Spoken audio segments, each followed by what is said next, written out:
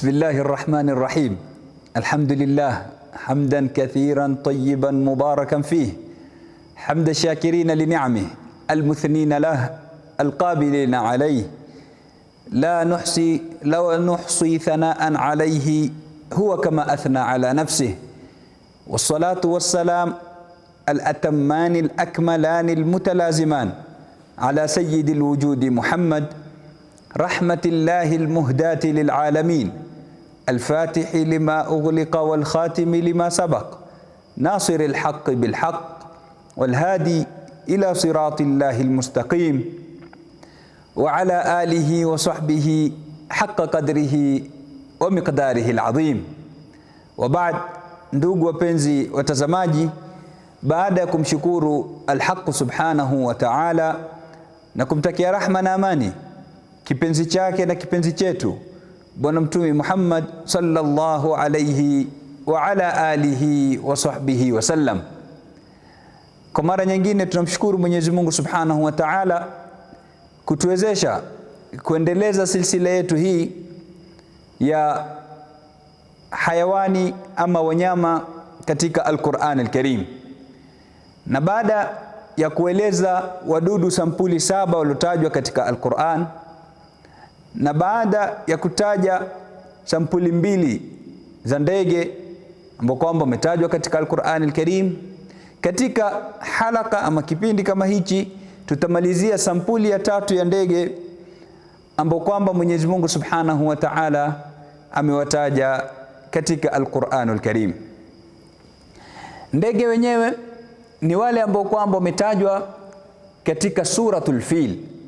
Kuna sura nzima imekuja kwa jina la sura ya ndovu, na ndovu ni katika wanyama waliotajwa katika Al-Qur'an Al-Karim. Kwa hivyo atakuja na yeye katika kipindi chake tutamzungumzia, lakini ndani ya sura kama hii ndipo walipotajwa sampuli ya 3 ya ndege na Mwenyezi Mungu Subhanahu wa Ta'ala alipotuambia, alam tara kaifa fa'ala rabbuka bi ashabil fil, hukuona namna gani amewafanyia Mwenyezi Mungu Subhanahu wa Ta'ala, amewafanya ashabul fil, wale wenye ndovu ambao kwamba ni Abraha na jeshi lake.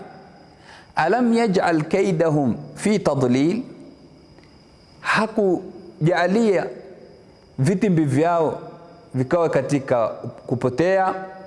Wa arsala alaihim tayran ababil, na akawatumilizia tayran ababil, ndege wa ababil. Na ndio hawa ambao kwamba tunawazungumzia katika halaka kama hii. Kwa hivyo sampuli ya 3 ya ndege ni at-tayrul ababil ambao kwamba wametajwa na Mwenyezi Mungu Subhanahu wa Ta'ala katika suratul Fil. Kisa chake ni kipi? Abraha ambaye kwamba alikuwa ni moja katika viongozi wa majeshi ya Najashi pande za Yaman, daula ya Ethiopia ama Habasha kwa wakati ule kama ilivyokuwa ikiitwa, ilikuwa ni daula kubwa, na mpaka Yaman ama Yemen iliingia chini ya daula hiyo kiuongozi, na mfalme wa Habasha akijulikana kama An-Najashi. Na Najashi ni kila mfalme aliongoza Habasha, kama vile kila mfalme aliongoza Masri alikuwa akiitwa Firauni. Baadhi tunafahamu kuwa Firauni ni yule ambaye kwamba alikuwa wakati wa Sayyiduna Musa alayhi salam. La, yule alikuwa ana jina lake hasa. Wengine wasema akiitwa Ramsis Athani, wengine wakisema akiitwa Al-Walid ibn al-Mughira. Ni ikhtilafu kati ya maulama, lakini ana jina lake, isipokuwa jina la Firauni ni jina la kila aliongoza Masri. Kama vile Kaisar ni jina la kila aliongoza Rome, kama vile Kisra ni jina la kila aliongoza Fursi, na vile vile Najashi ni jina la kila aliongoza Habasha. Katika kipindi hicho, wali ama kiongozi wa daula ya Habasha pande za Yaman akijulikana kama Abraha. Abraha alichokifanya katika nchi ya Yaman, alijenga kanisa kubwa sana aloliita Al-Qallis. Kanisa kama hili lengo lake kulijenga ilikuwa ni watu wawe watawacha kwenda haji pande za Makka, wawe watakwenda pande za Yaman katika sehemu hiyo aloijenga. Kwa hivyo alichokitaka ni watu wageuze, badala ya kuelekea Makka kwa Makureshi, wawe watakwenda katika mji wake yeye. Kilichotokea, akatoka bwana katika Banu Kinana katika Makureshi, akaenda mpaka katika kanisa kama hilo, akaenda akabwaga haja kubwa katika sehemu kama hiyo. Kosa amelifanya kwa sababu ameona si jambo la sawa, ama ameona kuwa mji wao wa Makka unataka kupokonywa sehemu yake, akaona mimi la kufanya niende nikaweke choo changu katika sehemu kama hiyo, na si sawa. Sehemu ya ibada hata kama si yako wewe, ya dini yako, si sawa kwenda kuichafua kwa uchafu wako. Abraha akachukizwa na kitendo kama hicho, akafanya hasira, akaapa kuwa nitakwenda mpaka Makka kuivunja Al-Kaaba. Habari zote hizi ni kabla ya Uislamu, bali kabla ya Mtume sallallahu alaihi wasallam kuzaliwa. Akaapa atatoka na jeshi kubwa aende mpaka Makka, aende akaibomoe Al-Kaaba. Akatoka na jeshi kubwa lilojaa ndovu ndani yake, wakiongozwa na ndovu akiitwa Mahmud, kama wanavyotaja baadhi ya maulama katika vitabu vya tafsiri na tarikh. Akaenda Abraha, alipokaribia Makka alikuwa ni mkali, akatoa amri ya kuwa hata mali yaibwe ama yachukuliwe mali ya watu wa Makka. Na katika mali yaliyochukuliwa yalikuwa ni mali ya babu yake Mtume sallallahu alaihi wasallam Abdul Muttalib. Yalichukuliwa ngamia 200. Sayyiduna ama Abdul Muttalib akatoka akaenda mpaka kwa Abraha, akamwambia ngamia 200 wangu wamechukuliwa, naomba uniregeshe ngamia wangu. Abraha akamwambia, huogopei Kaaba? Huogopea ngamia wako? Abdul Muttalib akamwambia, Kaaba ina Mola wake atailinda, lakini hawa ni wangu mimi, wacha mimi niwatetee. Akaregeshewa ngamia wake. Almuhim, Abraha akawa anatoka kwenda kutaka kuivunja Al-Kaaba. Hapa ndipo Mwenyezi Mungu Subhanahu wa Ta'ala akawatumiliza tairan ababil, hawa ndege ambao kwamba wamejulikana kwa jina la ababil. Ababil si kama wanavyofahamu wengi kuwa ni sampuli ya ndege anaitwa jina hilo, la. Na picha iliyoko ni kuwa ni ndege ambao kwamba wanaishi kati ya mbingu na ardhi, hawatui kabisa kwenye ardhi.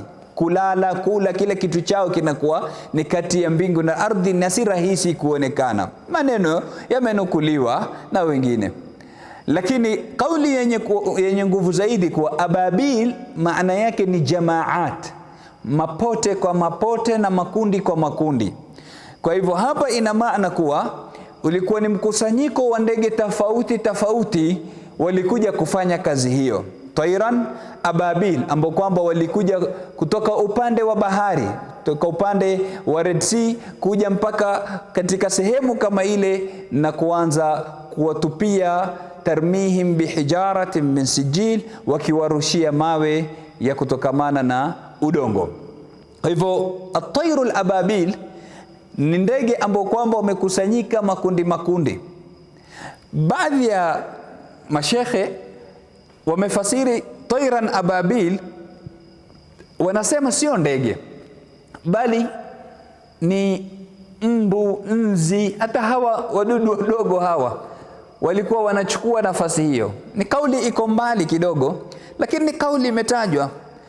Na wanasema hijara si paka ni mawe makubwa, wasema ni mawe madogo ambayo kwamba yalikuwa yamebeba virus, yaliteremshwa kwa hili jeshi. Lakini hiyo ni kauli kama tulivyosema iko mbali.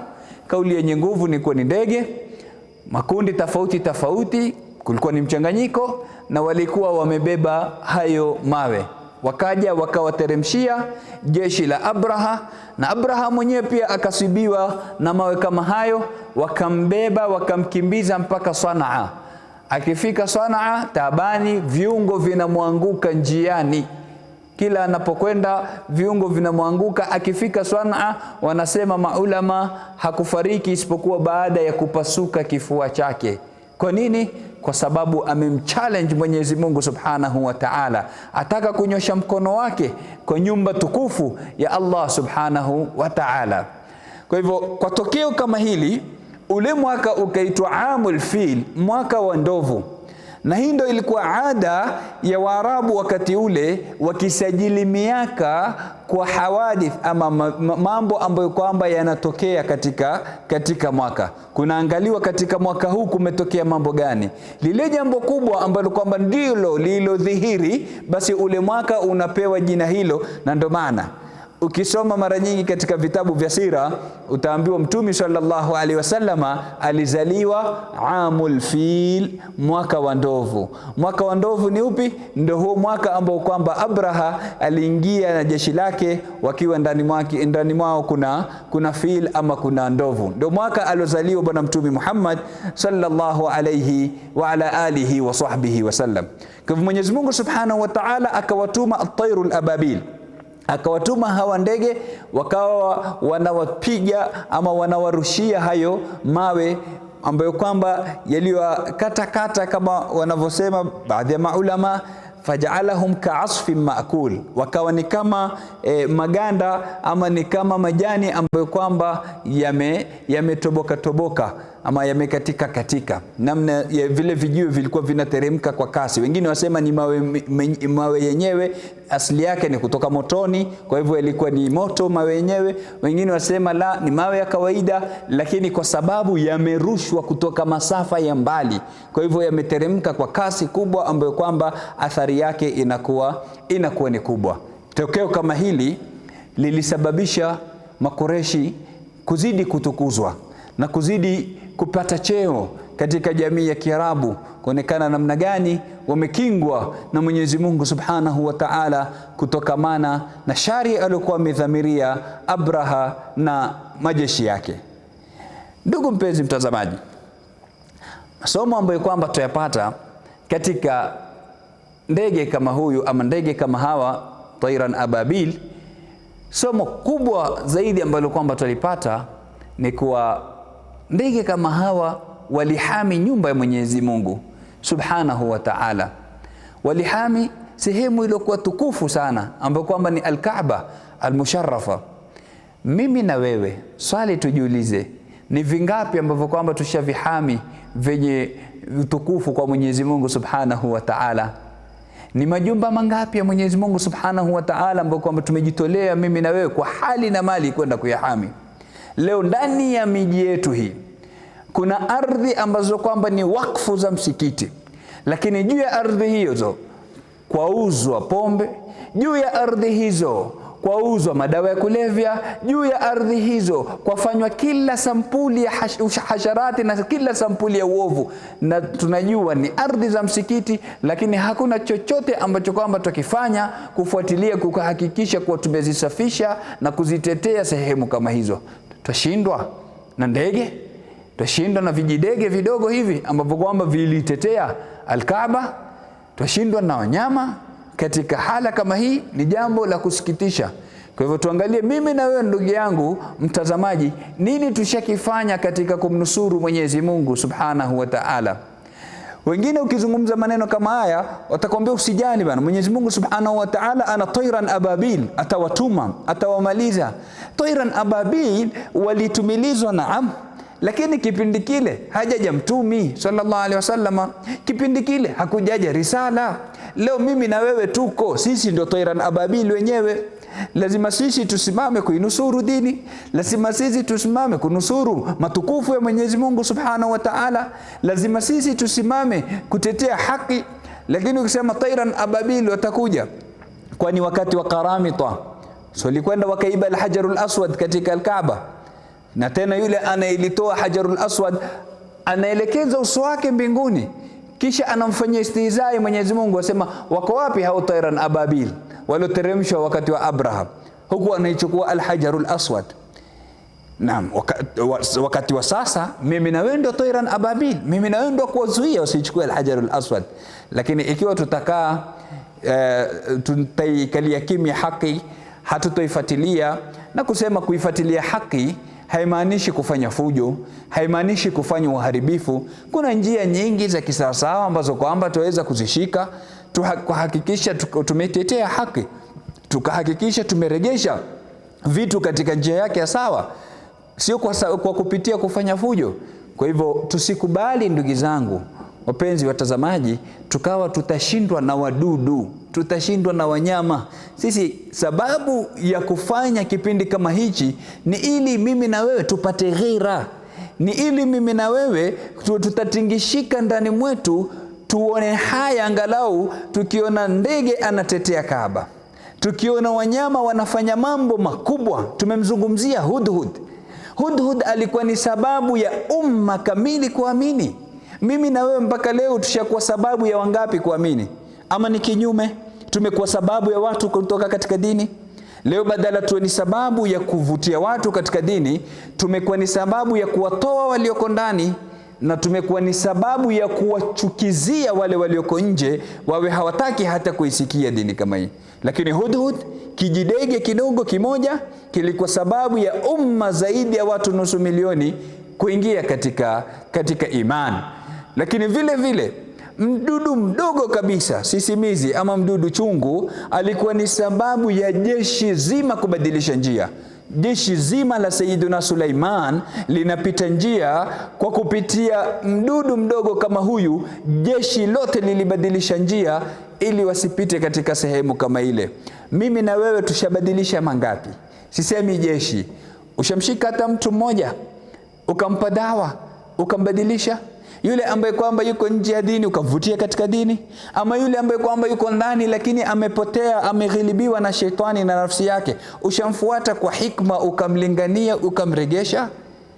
Tuzinduke ndugu zangu, tuchukue masomo kutokana na hawa wanyama ambao kwamba ni wadogo kisize, wadogo kwa mandhari yao, lakini kazi ambao kwamba walizifanya ni kazi kubwa sana. Kwa hivyo somo kubwa ambalo kwamba tulipata kwa at-tayrul ababil ni kuwa hawa walihami nyumba ya Mwenyezi Mungu Subhanahu wa Ta'ala, na sisi vile vile ni wajibu wetu kuhami nyumba za Mwenyezi Mungu Subhanahu wa Ta'ala. Wala tusikae tukasema Mwenyezi Mungu ataleta tayran ababil kama alivyoleta wakati wa Abraha. Tumomba Mwenyezi Mungu Subhanahu wa Ta'ala atujalie min alladhina yastami'una alqawla fayattabi'una ahsana. Lakini vile vile tumomba Mwenyezi Mungu Subhanahu wa Ta'ala atupe ghira na hamu ya kuinusuru dini. Vile vile atujalie ni watu ambao kwamba hatutakubali kushindwa na wadudu wala vijidege wala wanyama kwa jumla. Innahu waliyu dhalika wal qadiru alayhi. Wa sallallahu wa sallama ala sayyidina Muhammadin wa ala alihi wa sahbihi wa man tabi'ahum bi ihsanin ila yawmiddin, walhamdulillahi rabbil alamin.